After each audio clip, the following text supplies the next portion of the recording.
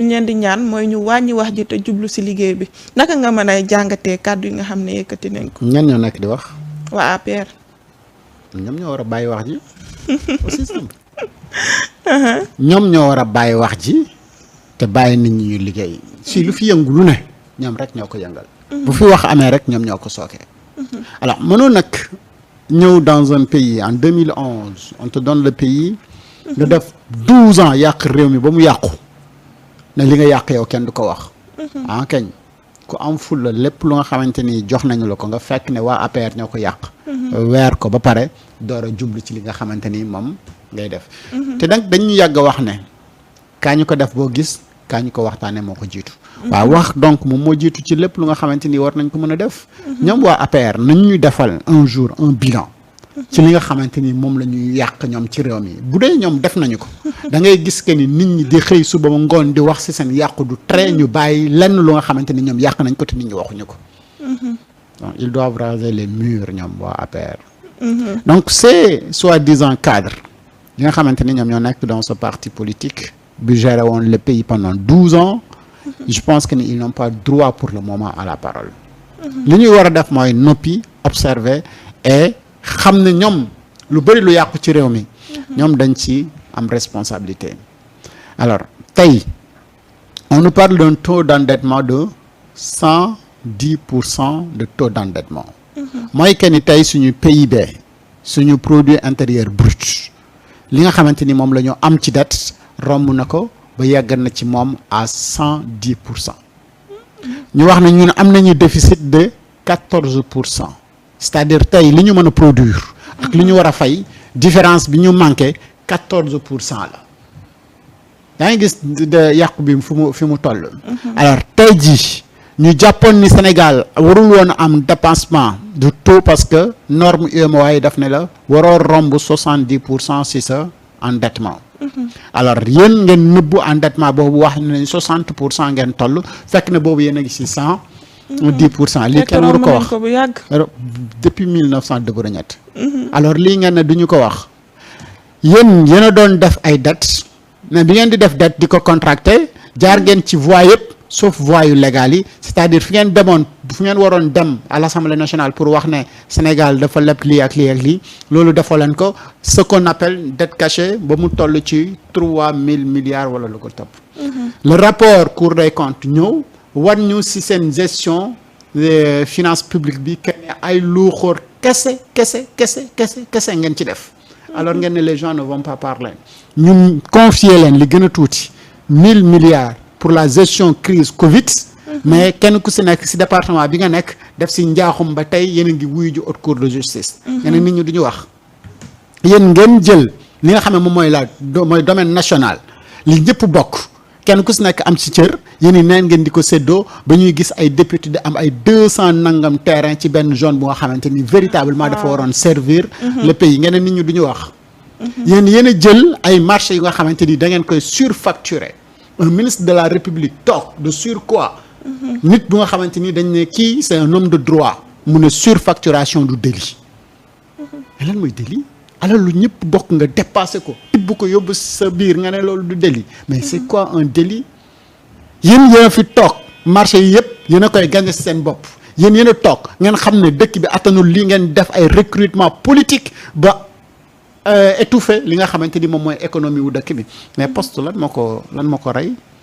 les gens ne vont pas parler de ça mais il faut que les gens parlent parce que seen i ñaawteef moo ni toll donc les gens li ñuy wax lu tolloog seen ñaawteef rek la ñuy wax bu fekkee ne nag wax ji dafa bëri ba amer de leen mais ngeen xam ne seen i ñaawteef si ngeen def moom moo bëri ba amer de nit ñi. Donc à un moment donné man dama bëgg a comprendre mais pourquoi ce pays-là les gens nous font ça comment ñoom ils peuvent accepter bi ñu koy def ne kenn du ko wax ñu def ko ba noppi ne kenn du ko wax mais les gens vont en parler mais IGF IGE xañul fi nit nekk candidat ci ab rapport bu nga xamante ne am na pré-rapport am na rapport am ñu ko signé am ñu ko contre signé ñuy wër suñu 29 milliards fan la jaar et kooku moom muy retourner après di laaj 200 000 millions ci ki nga xamante ni moo ko doon dénoncé mais vous pensez que ça c'est normal et aujourd'hui c'est eux qui nous demandent de fermer alors que c'est eux qui n'ont pas droit à la parole, c'est eux qui doivent fermer la gueule. Il faut qu'on apprenne à être sérieux dans ce pays-là. Bu fekkee ni on est patriote sénégalais. Je ne dis pas patriote de Pastef, patriote sénégalais laa wax. Patriote sénégalais bi mooy ki nga xamante ni dafa bëgg réewam te ki bëgg réewam bu gisee lu yàqu daf koy wax lu mu ci mën ci jubanti ko mu def ko. dafa am fu nga xamante ni moment de wax la am moment de jëf moment bi ñu toll nag moment de dénoncer ak wax li ñu fi fekk la. Qu'on se dise la vérité parce que loolu moom moo tax même CEDEAO def na la nguur gu bees gu ñëw gu ne ñetti weer après da nga am obligation def benn audit des fonds wala des finances publiques de ton pays pour nga mën a xam dëkk bi fan la toll économiquement mais loolu la Cour des comptes def rek publier rapport boobu moom moo indi coow li nii yëpp sans compter les rapports de CENTIF sans compter yeneen audit interne yi sans compter donc dans chaque département ñu fekk fa ay luuxóor et après lan moo si topp des renégociations de contrat il y a pas longtemps pour l'usine de dessalement le dessalement du lot de mer mais ñaata la ñu nekkoon ak ñaata la ko après le nouveau gouvernement yóbbu le Sénégal n'avait que 30% dans le premier contrat après renégociation on se retrouve à 50%. te ñu bëri taxawoon di naan ne yii les contrats nekkul loo xamante ne ni war nañ koo mën a renégocier. mais loolu c'est inadmissible wala c'est du ñu ko wax mooy yaa ngi ñuy wax mel ni da nga mel ni yow rek yaa am xel. alors que ñun ñëpp ñoo am xel. peut-être ki la koy wax ñun ñoo bokkoon classe. te ba ñu bokk classe di jàng peut-être moom moo nekkoon sax ndaare. kooku moom moo ko géré woon léegi ki nga xamante ni moo ko gënoon intelligent ñëw nekk di gérer ne leen lii mën na nag nga ne mënul ne. donc il faut que à un moment donné ñu respecter suñu xel ak suñu xalaat. alors tey lan la ñu gis ASER renégociation des contrats yu nga xamante ni ñoom signé woon nañ ko ba valider ko sur 1500 villages à électrifier ñu yóbbu ko ba 1750 villages à électrifier combien de bénéfices pour le Sénégal alors qui doit parler ak qui ne doit pas parler. mais yow yan intention nga jàpp ne ñoom moom la ñu amoon ci contrat yi parce que yow booy signé contrat war ngaa mën a xool sa intérêt dëkk kon yan intention lañ si amoon ba tax ñu suufaloon pourcentage bi nga xamante ne ni Sénégal moom la war a mën a am si les contrats. je ne peux pas faire une analyse si seen intention mais seen jëf. alors li ñu jëf moom moo feeñ. seen intention ñoom rek ñoo xam mais li ñu jëf mooy. ils ont mal négocié les contrats. et loolu dafay am njort boo xamante ni ñun dañ ko ci am mooy qu'est-ce qui se passe en général dafay am des dessous de table. parfois dafay am surfacturation ci yenn mbir yi. et contrat yi bu ñu ko signé kan ak kan lañ koy jox ak nag lañ koy def benn jour dama mos a déglu un ancien ministre de la République et actuellement opposant Thierno Alassane Sall qui était dans l'énergie mu doon wax ne su ko neexoon def ni yeneen gars yi nañ daan def. mooy proposé woon nañ ko ci ay contrat nekk ñu ubbi la compte offshore. ci beneen dëkk compte offshore mooy borom compte bi du originaire de ce pays là donc xaalis bi mën na def mais mën na ko après utiliser. ñu ubbi la compte offshore ci beneen dëkk li nga xamante ni moom lañ lay neexalee pour nga signer contrat bi ñu dugalal la ko ci compte boobu noonu.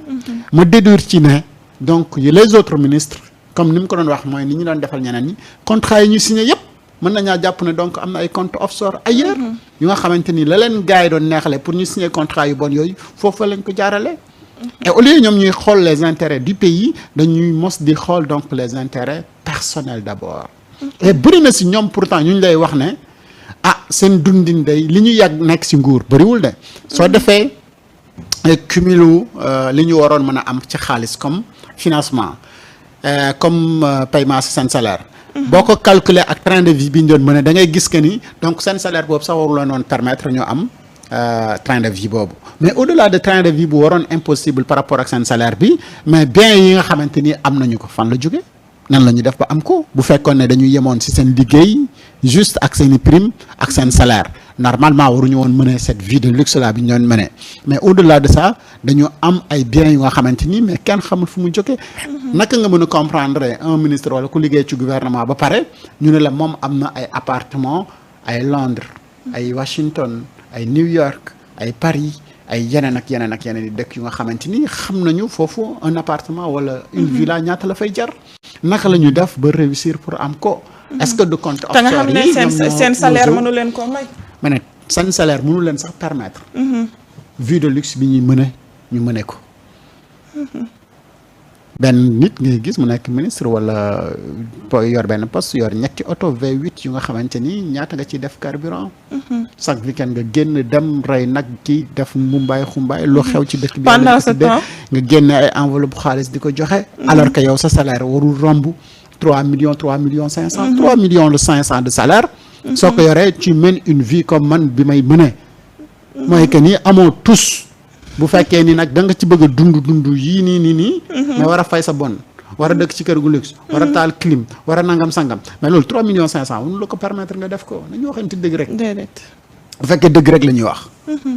mais xoolal vie bi nga xamante ni ñoom moom lañ doon mëne donc ils vivaient au-delà de leurs moyens léegi nan lañ doon def pour am ko mais loolu c'est l'argent du contribuable lañ doon sàcc pour mëne loolu c'est clair au vu et au su de tout le monde lii la ñuy bañ nañ ñu wax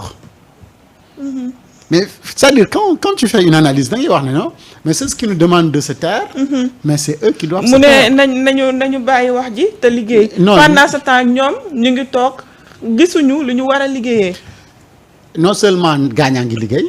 ça c'est un ku la wax ne gaañ na ko ñu liggéey na ko yow ni ab kàcckat bu mag nga gaañaa ngi liggéey matin midi soir tous les jours gaañaa ngi ci liggéey te li ñuy liggéey ñu ngi koy gis tous les jours également mais Ngagne Demba Touré tu le vois tout le temps sur le terrain mais gisoo Jean-Michel sur le terrain Birame Souleye Diop gisoo ko sur le terrain ma buuba xam ne day dox ba ñax yi mu ngi rongalaat ci moom le premier ministre ne cesse de travailler démb je crois xaw ma barki démb lancé na campagne agricole bi ma buuba ki chaque jour donc gaañ ñu ngi ci liggéey à tous les niveaux kanaa ñoom rek ñoo gisul ne gaañaa ngi liggéey wala wax jee leen déranger léegi nag wax ci dafa ànd ak jëf parce que il faut que sénégalais yi comprendre fan la ñu fekk Sénégal xam nga le premier ministre bi muy def bilan am daf lay wax ne Sénégal dañ ko fekk au 4e sous-sol war ko yëkkati war a tabax benn gratte-ciel mais xoolal bi ñu fi ñëwee ak léegi ndaay yi nga xamante ni moom la ñu fay ñu ne la 260 millions jox nañu ko les agriculteurs de Matam ñu ne la fay nañu li nga xamante ni moom mooy yenn bor yu bëri yu ñu amoon ci côté agriculture ñu ne la fay nañu ci hôpitaux yi xaalis bi nga xamante ni état daf ko ameloon fay nañu et cetera donc combien d'argent moom la état bi dépensé ci ay fay bor ak ñaawteef yu nga xamante ni Sénégal ameloon na ko ay nit fii la ñu am benn invité mu ne est-ce que xam nga Macky Sall ak ñoñom noot gi ñu noot suñu secteur privé ci BTP kenn xamul na mu toll au-delà de liggéey loo leen mais bañ leen fay mais bi ñu ñëwee mais état bi fi nekk nii moom moo jéem a sauver les meubles moo jéem a fay ñi nga xamante ni mais état daf leen war a yoraloon xaalis et ñooñu ñooy secteur privé bu nekk ci BTP bu Sénégal muy secteur bu nga xamante ni li muy créé ci ay emploi kenn xamul na mu toll à qui donc la faute c'est l'ancien régime donc les gens sont en train de travailler il faut que à un moment donné ñu am raison garder war a toog ñoom reconnaître publiquement mais neexul ba neexul mais ay jàmbaar ngeen parce que ñun suñu yàqu bi ñuy yàq dañuy yàqoon façon bu nga xamante ni ki ñuy wut bu ñëwee du mën a defar dara mais yéen bi ngeen ñëwee ba léegi yéen a ngi defar ba pare boole ci di liggéey bu am solo boole ko ak transparence parce que wax ji kat moom mooy garant de la transparence dans la gestion parce que ki ngay liggéeyal dafa war a xam tout le temps fan nga toll mais bu fekkee ne dama la liggéeyal Astel te du ma la wax li may liggéey ci lan la nekk fan la toll ak yu nu mel mais yow naka ngay comprendre wala xamee li may def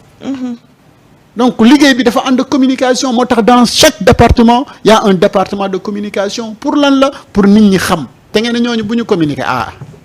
yi leen tamit il faut savoir dinañu wax il faut que ñu wax état non c'est une évidence la communication elle est fondamentale mënul ñàkk bu fekkee ne la communication leur dérange ñoom mais nañu xoolaat surtout ak transparence bi nga xamante ne ni le premier ministre indi na ko c'est une évidence lan ngay xaar ci plan de redressement bi nga xam ne mu ngi koy waajal alors il faut reconnaître une chose d'abord mooy que ni le Sénégal n'a jamais eu de plan de développement